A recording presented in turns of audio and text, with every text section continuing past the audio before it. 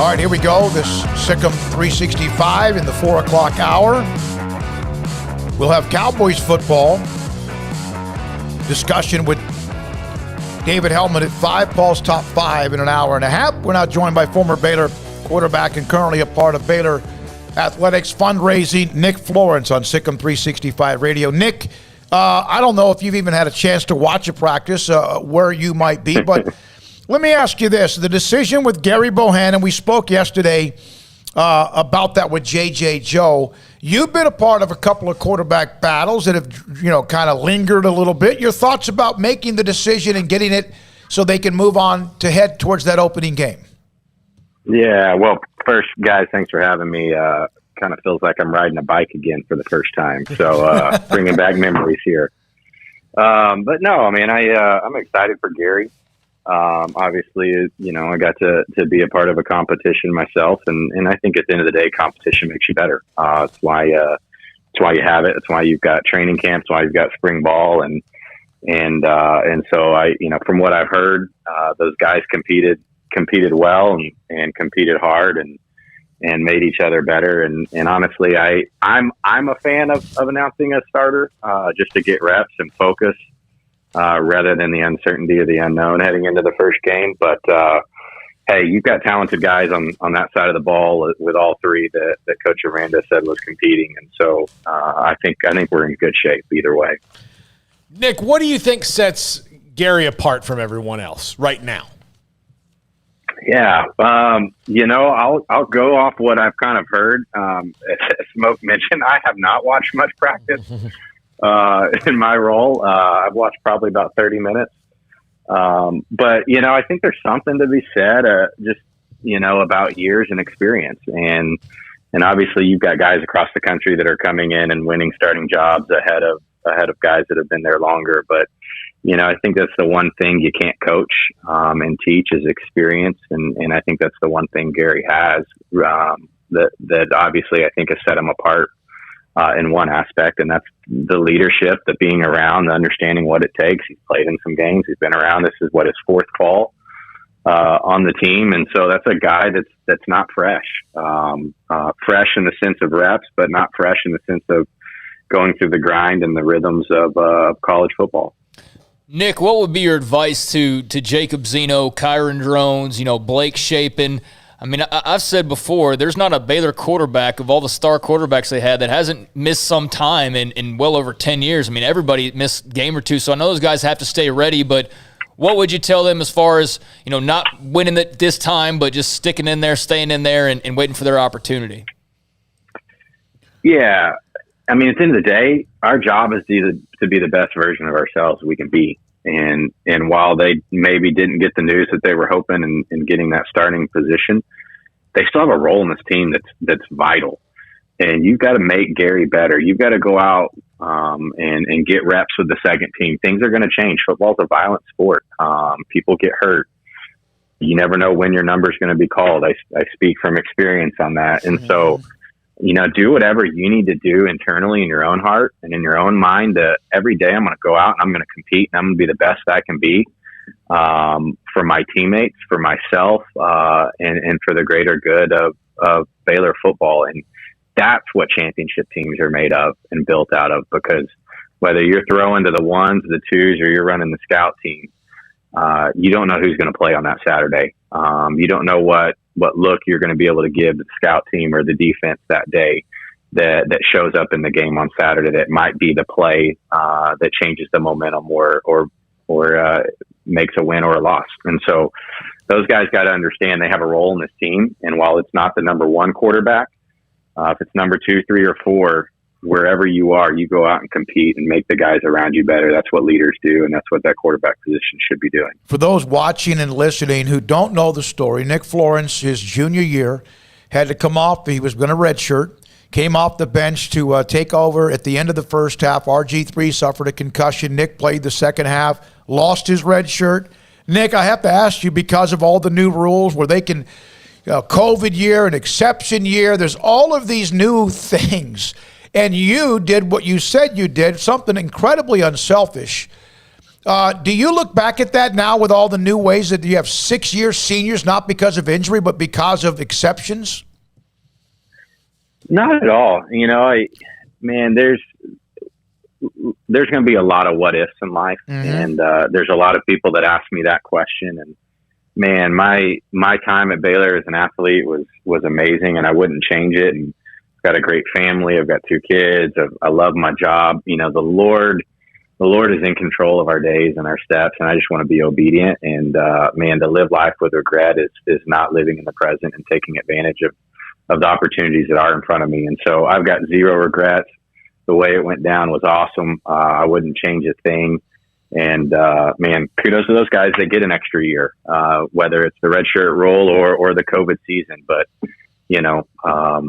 I wouldn't change it for the world. Well, and also without guys' stories like Nick's, without multiple, then you don't actually get to sit down with the NCAA and have a reasonable talk about how about we give them 4 games as opposed to this all of a sudden happen and here's a guy's got to go play and a half and he loses a year of eligibility. Nick, you just happen to be a veteran player when that happened. It happened to a lot of probably younger guys before you, that played 5 snaps their freshman year because of an emergency and then they lost a year. Yeah, and I think that's just part of the game and part of evolving. And I think everything, whether it's college football, NCAA, business, whatever we're in, you guys, we're always evolving, trying to get better, trying to make decisions that are in the best interest of the parties involved. And so, I do think it's a good role on that 4-game deal, and there's a lot of people that will benefit from it, and I think that's a good thing. So, Nick, when you first, kind of took over the reins there, what did, your fellow members of the offense, what kind of a role did they play in, keeping your confidence, being there by your side, fighting it through with you? Like, what do you think these offensive linemen or these older players like Treston Ebner can do to make the new fit for Gerry that much more comfortable, I guess is what I'm trying to ask.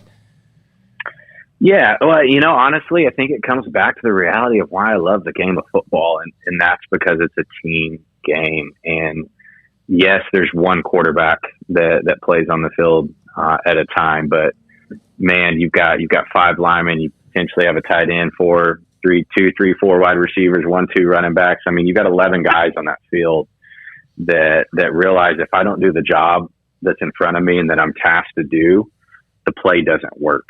And so really it's just about camaraderie. It's about, hey, let's focus on the job at hand, the task at hand. And then really for Gerry, for him to be successful, you realize who's around you. You can't do it on your own. If you've got 3 linemen, you're not going to be successful. You got to have all 5 doing their job. You've got to have running backs and receivers and tight ends that are dynamic. And so for Gerry to get the ball in their hands and manage the game and don't try to do too much. And, ultimately the greatest teams are the ones that are teams. And so it's not about one guy. And I think Gerry and Tristan and all those guys would say that. And then, Gerry on the side, make sure you feed those O-linemen well, just FYI. little dinner every once in a while, yeah? You're talking steak and potatoes, barbecue, anything that puts meat on their bones, right? Anything that allows them to be happy. That's exactly right. By the way, on the text line from Daniel, he said, Nick Florence is one of my all-time Baylor players in history. Favorite Baylor players in history. You mentioned back-to-back-to-back quarterbacks during that stretch, RG3, you, and Bryce Petty. That was a hell of a run for Baylor and Coach Browse in the offensive side.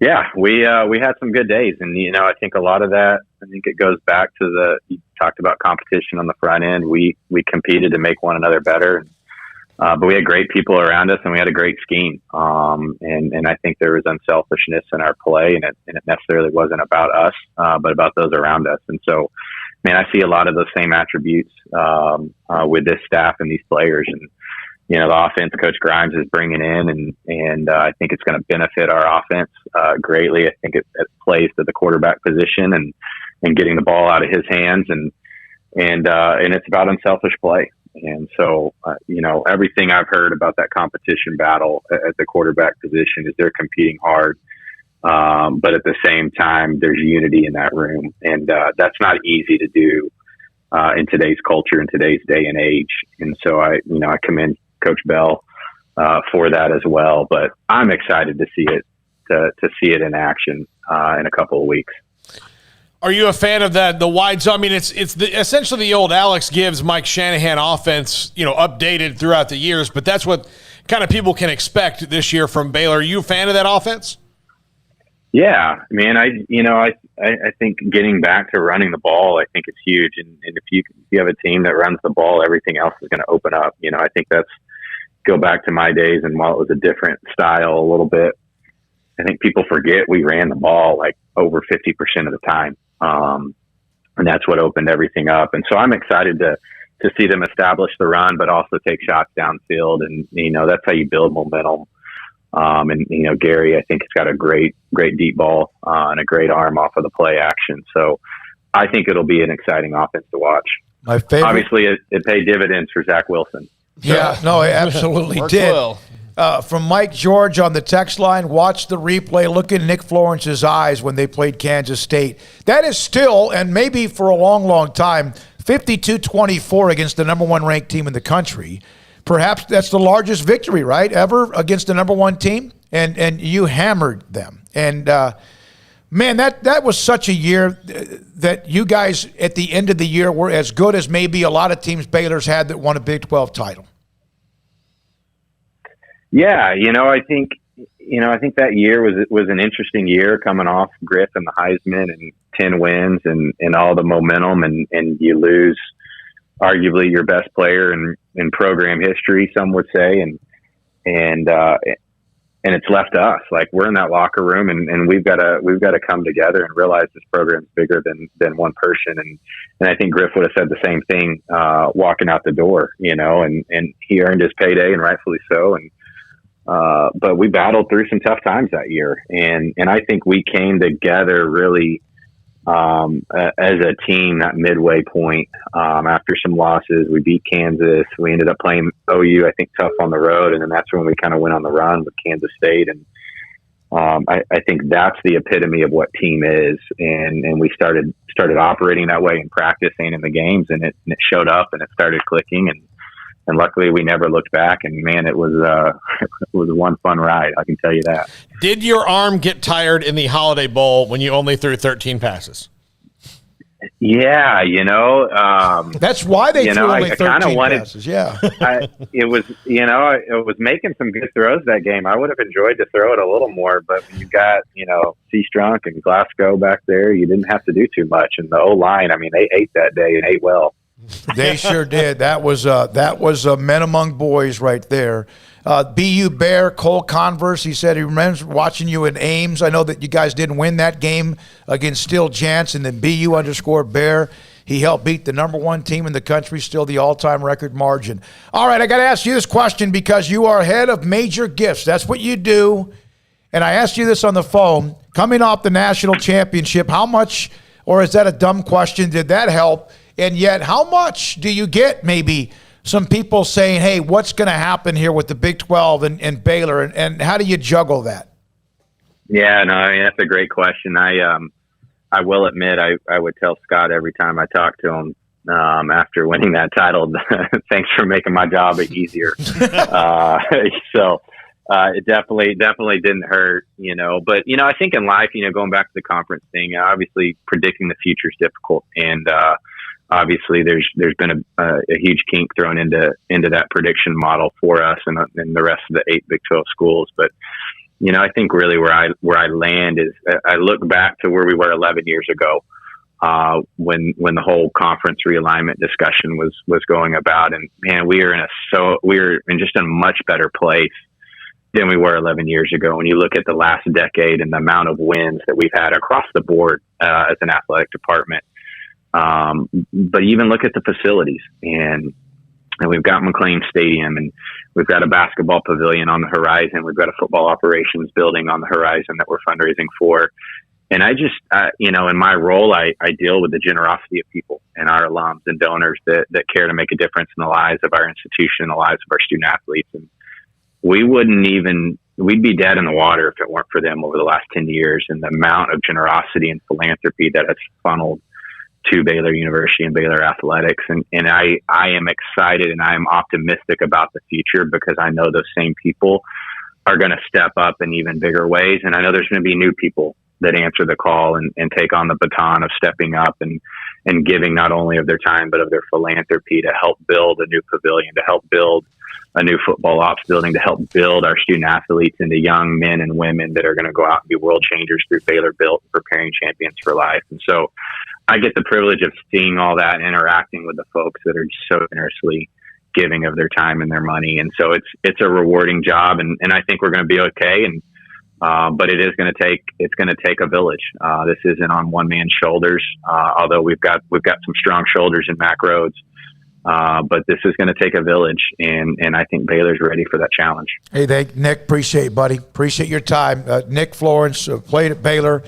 Unselfish as you could ever imagine of a player coming off the bench, and they needed him to play against Texas Tech. RG3 had the concussion, got hit in the head, and then he came in, and one of his first throws in the second half was a deep post, wasn't it, to Kendall? Might have been to Kendall Wright, I believe, might have been a touchdown as well. That team, just a little note, the 2012 team ended up 8-5. They gave up 70 to West Virginia, and all you heard about was how bad Baylor's defense was, and Phil Bennett has been on this show and admitted many times that they lost, Mike Hicks was out, whatever. But no one ever said West Virginia gave up 63. It was crazy. Yeah. They scored 70. They gave up 63. They gave up 49 the next week to TCU. Then they gave up 56 to Texas. Gave up, I think, 42, to Iowa State. And then they went on this run. They went, including stopping the bleeding. They gave up 35 to Iowa State. They then beat number 1 ranked Kansas State after a loss in Oklahoma, and really kind of got on a nice little roll, and then won the Holiday Bowl in San Diego, 49-26. All right, coming up, Craig Smoak's Off the Radar. A couple of more. A lot of you on the text. Thanks to Richard Carr Motors, richardcarr.com, for their sponsors of our Baylor segments on Sikkim 365 Radio. This is Sikkim 365 Radio.